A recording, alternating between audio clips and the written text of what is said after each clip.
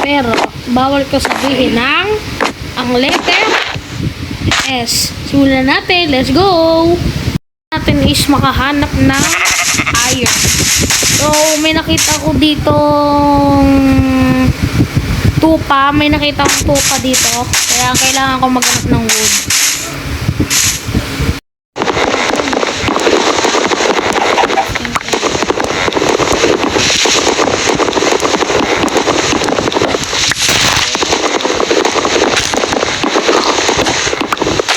Ako ng crafting table at stick.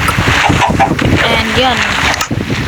Kukuha pa din tayo gagawa tayo ng wooden pickaxe para makakuha ng stone.